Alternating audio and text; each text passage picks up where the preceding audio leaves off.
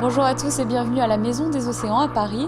Vous le savez, une fois par mois, l'Institut océanographique organise des conférences destinées au grand public. Et cette fois-ci, cette conférence s'articule autour des grands requins blancs de Méditerranée.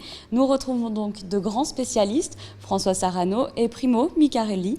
Donc, pour vous présenter déjà tout simplement, François Sarano, vous êtes donc docteur en océanographie, plongeur professionnel, mais également fondateur de l'association de protection de l'environnement marin Longitude 181. Vous avez également participé à de nombreuses expéditions à bord de la Calypso.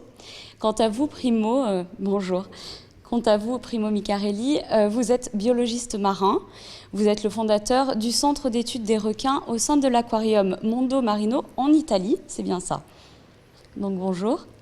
Donc cette conférence, comme nous venons de le dire, représente les requins de Méditerranée, les requins blancs de Méditerranée. On pouvait encore les apercevoir il y a un siècle. Ils ont aujourd'hui quasiment disparu. À quoi est due cette disparition ? D'abord, il faut voir que le requin blanc, c'est un peu le porte-parole de tous les requins de Méditerranée. Car les requins étaient très abondants il y a un siècle encore. Un naturaliste français, Marcel de Serres, un Montpelliérain, a travaillé pour le gouvernement français dans les années 1840-1850 et a fait un rapport formidable sur la présence de ces animaux en Méditerranée. Et il raconte comment, lorsque les grands thons rouges arrivaient en Méditerranée, c'était des fleuves de thons rouges, et que poursuivis par les requins, ils venaient s'échouer sur les plages plutôt que d'être mangés. Et que les pêcheurs voyaient d'un très bon œil l'arrivée des requins parce que cela annonçait des pêches extraordinaires. Et il ajoute, le requin le plus abondant est le requin blanc. Oui, malheureusement, ils étaient très nombreux, au moins pour ce que l'on sait, pour les informations qu'on a. Et récemment, le nombre est vraiment très, très réduit dans toute la Méditerranée. Les cas de repérage sont désormais réduits presque à néant. Nous, on a fait une étude tout au long des côtes italiennes qui montre que le nombre total dans la Méditerranée, peut-être, il ne dépasse pas les 20-30 exemplaires. Donc, vraiment une situation dramatique pour cette espèce qui reste il pouvait rester une des symboles de la Méditerranée, parce que la Méditerranée est un des 8 coins dans le monde où on peut observer encore les requins blancs. Mais alors à quoi est due justement cette baisse de la présence des requins ? À nous, c'est très simple, à nous-mêmes, surpêche, installation sur toute la zone côtière. Nous occupons le terrain, nous occupons la Méditerranée, nous la surexploitons. Il faut toujours se rappeler d'une chose. Avant d'être grand, un requin blanc, c'est un petit requin qui se nourrit aussi des petits poissons. C'est pas simplement parce qu'on a fait disparaître le phoque-moine, c'est pas simplement parce qu'on a fait disparaître une grande partie des populations incroyables de thons qui peuplaient la Méditerranée. C'est parce qu'aussi on a exploité tous les autres poissons dont se nourrissaient les petits requins. C'est-à-dire que la pression générale qu'on exerce sur notre planète et la Méditerranée, son symbole, eh bien, a fait que petit à petit, les grands animaux sauvages, qui, comme le rappelle Primo, sont peu nombreux, de toute façon, il y a peu de grands prédateurs, eh bien, ceux-là, qui sont les plus fragiles, eh bien, subissent de plein fouet cette pression. Pourquoi ils sont fragiles ? Parce que ce sont des animaux à durée de vie longue, qui se reproduisent tardivement. Le requin blanc, c'est au moins 10 ans avant qu'il puisse se reproduire, et qui ont une très faible fécondité.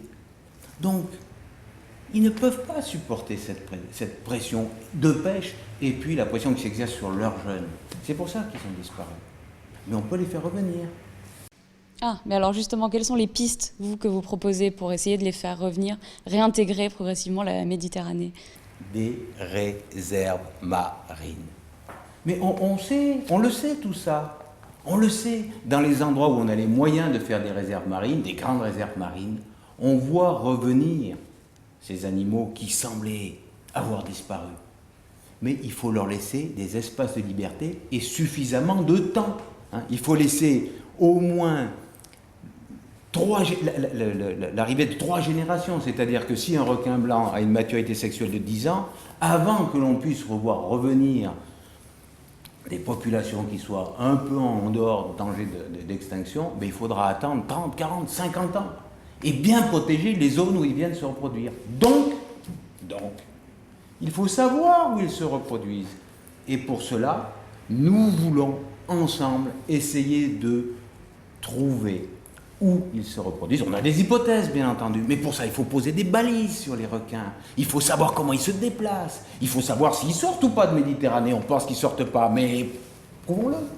Il faut savoir, après ça, quels sont leurs déplacements et où ils viennent mettre bas pour préserver ces zones-là. Alors nous aurons une chance de voir réapparaître ces indomptés qui nous sont indispensables. Mais justement, malheureusement aussi, ces requins, et notamment les grands requins blancs, ont une très mauvaise image, sont mal vus souvent par l'homme, ils semblent dangereux pour l'homme. Est-ce que vous pensez que ça peut être un frein également? Mais le problème, c'est que dans ces problèmes a beaucoup joué aussi le cinéma, parce qu'un des films qui le plus a, disons, détruit l'image des requins blancs, c'est le film de Spielberg, Les Dents de la Mer, qui a contribué de façon très très importante à une chasse qui s'est développée là où il y en avait beaucoup, donc en partie en Méditerranée, mais surtout en Afrique du Sud, en Australie, en Nouvelle-Zélande, aux États-Unis, il y a eu des véritables massacres. Et à propos de ce qu'il disait justement François Sarano, il y a un exemple qui est l'Afrique du Sud. En Afrique du Sud, il y a eu, disons jusqu'aux fin des années 80, une pêche très importante des requins blancs. Après l'interdiction qui a commencé aux alentours des années 90, grâce à l'action d'un des plus importants chercheurs du monde dans ces domaines, le professeur Compagnon, qui d'ailleurs il avait été aussi le consultant du film de Spielberg, mais il n'avait pas réussi à bloquer trop les activités de Spielberg. Grâce à cette interdiction, on a vu renaître, et on pense qu'il est en train de renaître cette population. Notre équipe de recherche, ça fait maintenant 14 ans, on travaille en Afrique du Sud et on voit petit à petit un changement. C'est-à-dire que depuis qu'a été bloquée la pêche, depuis qu'il a été créé autour de cette petite île qui s'appelle Dyer Island une véritable réserve naturelle, après qu'ils ont même développé une forme d'écotourisme, c'est-à-dire que maintenant les pêcheurs n'ont plus besoin d'aller pêcher les requins, mais ils vivent grâce aux requins blancs, parce qu'ils amènent des touristes sans que les requins blancs soient dérangés pour cela.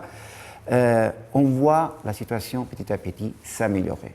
Ça pourrait être éventuellement dans d'autres proportions peut-être, mais on pourrait s'imaginer quelque chose en Méditerranée. C'est vraiment difficile de développer quelque chose de pareil parce qu'en tout cas la situation d'Afrique du Sud, elle est vraiment spécifique. Il y avait, même avant, un nombre très très important de requins blancs. Maintenant on parle d'une population autour de 400-500 exemplaires. Donc en tout cas toujours plus important de celles qui existaient aussi en Méditerranée, parce qu'en Méditerranée, en tout cas, les sources de nourriture plus importantes, ils étaient justement les thons, les dauphins, les phoques moines, qui en tout cas n'étaient pas aussi nombreuses comme on pouvait les trouver en Afrique du Sud. Donc, des populations sans doute différentes, mais on peut penser, si on arrive à trouver les coins, au moins les plus importants, où ces animaux se reproduisent, alors qu'on ne sait pas où ils se reproduisent nulle part au monde, si on arrivait à avoir un peu plus d'informations, on pourrait aller dans la direction d'aider ces animaux, au moins là où ils se reproduisent. Et il y a de fortes probabilités qu'il y a des coins en Méditerranée pour cela. Pardon, j'ajouterai une chose. Si nous devions supprimer tout ce qui nous fait peur, il ne resterait pas grand-chose. Si nous devions supprimer tout ce qui est dangereux, mais nous ne supprimerons pas le requin blanc. Il y a 1000 choses de dangereux que nous supprimerions avant. La voiture, par exemple. Vous savez, si on réunit tous les requins dans le monde, vous avez plus de chances de gagner au gros lot à la loterie nationale que d'être un jour importuné par un requin. Alors allez à l'eau tranquille. Et si un jour vous avez la chance d'être face à un requin, mais c'est du bonheur, profitez-en.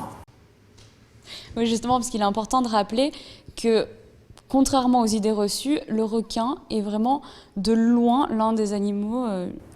C'est l'un des animaux sauvages avec lequel on a le moins d'ennuis. Il y a des millions et des millions de baigneurs, et il y a, tout requin confondu, une centaine d'accidents par an qui conduisent, malheureusement, et chaque accident est dramatique, mais tous les accidents de voiture sont dramatiques aussi, les accidents de montagne, tous les accidents sont dramatiques. Mais avec les requins, il y a une dizaine de personnes qui, chaque année, meurt, non pas d'être mangé, mais meurt d'avoir été blessé trop profondément. C'est probablement l'animal avec lequel on a le moins de soucis. Là, les serpents, les guêpes, les grands animaux, oui, causent parfois des soucis. Mais encore une fois, ceux qui sont dangereux sur cette planète, c'est nous pour nous-mêmes. Ces grands animaux-là nous offrent au contraire 1000 bonheurs. Et c'est de ça qu'il faut se rendre compte. Mais il faut les connaître mieux. C'est-à-dire qu'il faut s'approcher à ces animaux en le connaissant. Parce que de cette manière, on peut interagir avec ces animaux qui ont un système de communication, comme tous les autres animaux, et qu'on essaie de comprendre de plus en plus pour s'approcher. Maintenant, les hommes qui s'approchent au requin blanc, ils sont de plus en plus. François, il est parmi eux, c'est-à-dire qu'il est sorti du cage, il a eu le courage de s'approcher à cet animal. Mais pourquoi? Parce qu'il a appris aussi le langage qui nous permet de nous faire accepter par ces prédateurs en mer. Une fois que l'harmonie elle arrive à s'établir, il n'y a pas de danger.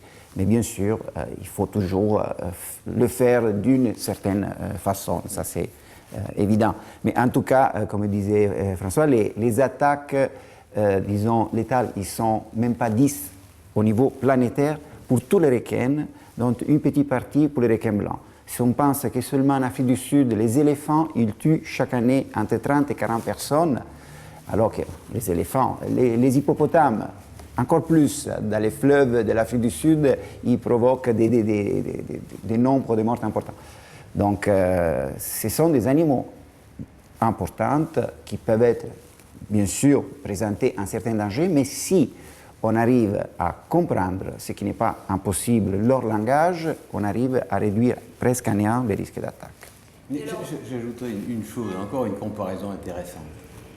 Chez nous, ici, en France métropolitaine, nous avons beaucoup plus de chances d'être blessés, voire malheureusement d'être tués, par une balle perdue de chasseur que d'être mordus par un requin. Les statistiques sont simples. En France, chaque année, 150 accidents de chasse, dont 30 mortels. Donc beaucoup plus que tous les requins dans le monde. Et j'ajouterai aussi, cherchez dans les statistiques, les plongeurs ne sont pas importunés par les requins. Il y a quelques situations particulières qui touchent le plus souvent les gens qui sont en surface et qui s'agitent en surface et qui ne voient pas les requins, qui de plus sont dans des eaux qui sont troubles et qui parfois en plus sont des eaux troubles, agitées et qui reçoivent des effluents qui viennent de la terre avec de la matière organique et des odeurs qui attirent les requins. Quand on se met dans des conditions extrêmement favorables à la présence des requins et en plus à leur excitation, alors on multiplie les risques d'accident. Et malgré ça, il y a très peu d'accidents. Et alors justement, qu'est-ce qu'on connaît précisément aujourd'hui du mode de fonctionnement d'un requin, de son mode de vie? Ça dépend de quel requin. Disons, voilà, parce qu'il y a environ 1000 espèces de l'asmobranchie, donc ils sont nombreux, et malheureusement, ça fait 40-50 ans qu'on commence à étudier les requins. C'est là pour une faute d'entrée de la part pas seulement des scientifiques, mais aussi des politiciennes qui n'ont pas donné les financements corrects pour ce type d'études. Maintenant, on étudie un peu plus ces animaux et on arrive à comprendre un peu plus de leur biologie, de leur comportement. C'est sûr que ça reste encore un animal mystérieux. Le problème, c'est qu'ils sont en train de se réduire d'une façon très très importante. C'est très récent la décision de CITES, qui c'est une organisation internationale qui règle le prélèvement de ces animaux au niveau commercial, qui a proposé encore 5 plus requins, plus de 3 qui sont déjà protégés, pour une protection. Mais il faut augmenter les fonds pour la recherche. Il faut faire de sorte que les informations que nous avons sur ces animaux soient plus importantes. On sait déjà pas mal, on connaît beaucoup mieux le comportement de ces animaux, on sait qu'ils ont un langage intraspécifique. Les requins blancs, c'est extrêmement rare que 2 requins blancs ils puissent se blesser ou se tuer l'un l'autre. Pourquoi? Parce qu'ils communiquent. moi, je n'ai pas assisté, mais j'étais pas loin. Il y avait en Afrique du Sud une carcasse des baleines mortes. Donc, un animal très important du côté énergétique pour ces animaux. Et il y avait 8 requins blancs qui tournaient autour. Eh bien, il y avait une partie de la baleine qui était très intéressante du côté énergétique pour ces animaux. C'était du gras en quantité importante. Eh bien, il n'y a jamais eu 2 requins en même temps qui ont attaqué. Ils faisaient les tours et ils savaient entre eux, c'était à qui les moments, les tours de pouvoir attaquer. C'est-à-dire qu'entre eux, avec une communication particulière, ils arrivent à décider et à éviter tout conflit entre eux. Ce qui est très important. Nous avons trouvé pour l'instant entre 10 et 12 modules comportementaux pour ce qui est leur interaction sociale, l'interaction entre eux, qui sont très intéressants et qui nous permet aussi à nous de mieux interagir avec eux. Je dirais comme dit Primo, le terrain, le terrain, le terrain. Voilà. Il faut aller les voir pour les comprendre, les requins. Et jusqu'il y a encore 10 ou 15 ans, on n'imaginait même pas aller les voir. On parlait du comportement des requins, soit après avoir disséqué leurs cadavres, soit après les avoir vus derrière les barreaux d'une cage. Que peut-on savoir de quelqu'un lorsqu'on le regarde derrière les barreaux d'une cage? Rien du tout. Et nous nous permettions de parler du comportement des requins. Impossible. Et encore une fois, un animal ne se définit pas par sa morphologie. Il se définit par les relations qu'il tisse avec les autres requins de sa même espèce ou avec les autres espèces. Et dès qu'on sort le poisson, dès qu'on l'a pêché, dès qu'on l'étudie, dès qu'on l'a mis dans le formol, on a déchiré ses relations. Donc on ne peut pas le comprendre. On ne peut comprendre un être vivant que si on est avec lui. Et la plongée nous permet ça aujourd'hui. Donc il est formidable de pouvoir utiliser les outils que nous avons à notre disposition pour aller à la rencontre des animaux vivants. Et avec le requin blanc comme avec les autres. Alors, filles des cages et de tout ce qui nous a enfermés jusqu'à aujourd'hui. Allons voir, allons comprendre. Et à ce moment-là, en ayant changé de paradigme, c'est-à-dire tout d'un coup en se disant « je vais être à l'écoute d'eux », on va pouvoir enfin se dire d'une part que cette nature sauvage a beaucoup à nous apprendre, beaucoup sur nous-mêmes, et qu'elle est riche, qu'il nous est indispensable. On va être 9 milliards sur cette planète, 9 milliards.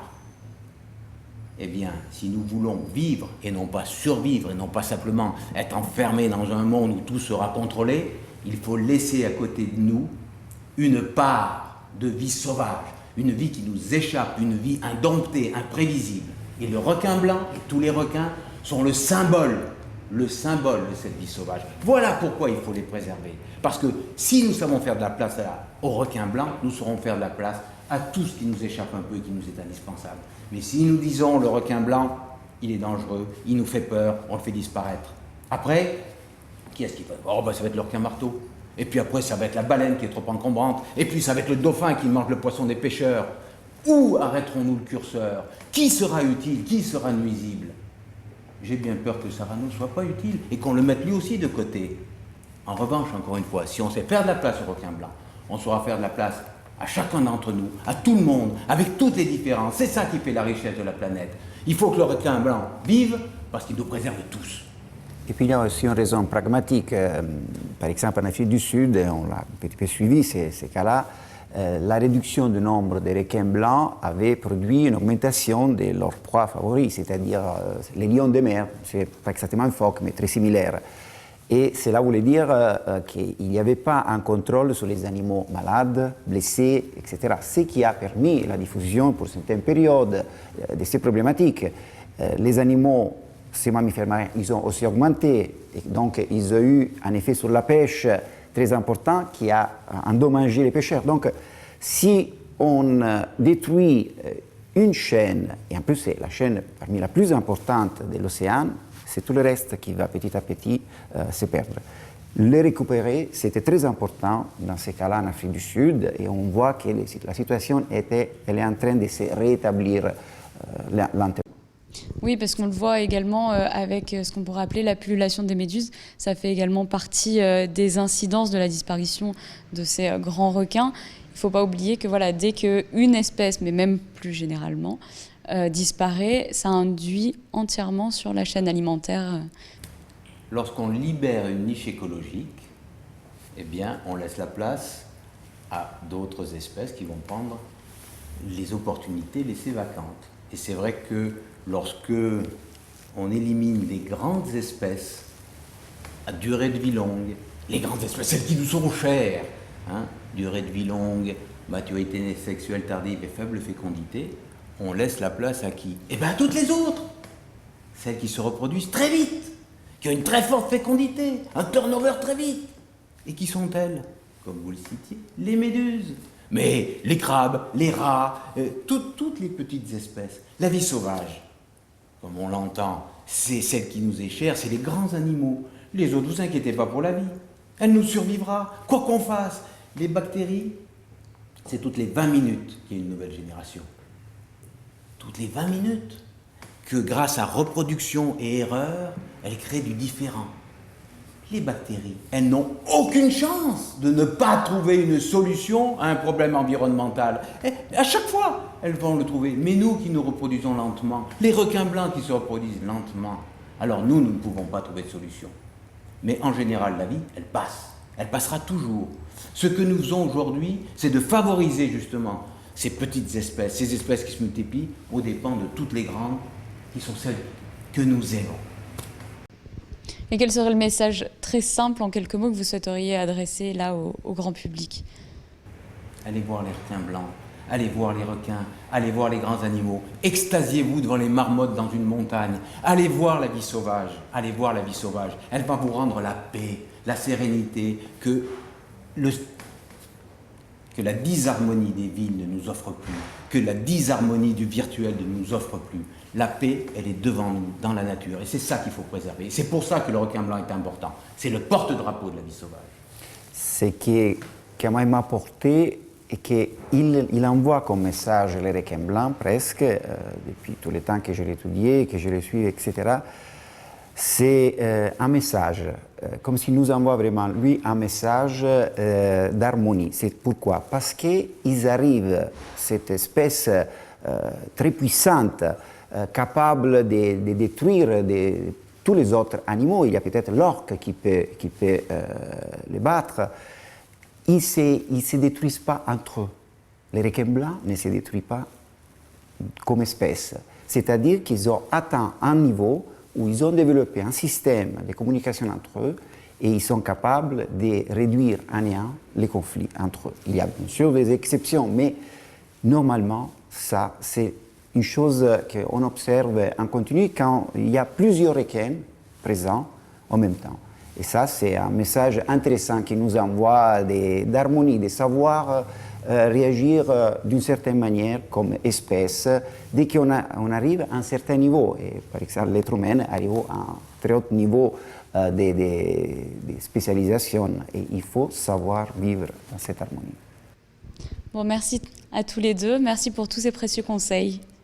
Et je vous remercie pour votre fidélité et je vous dis à très bientôt sur notre antenne.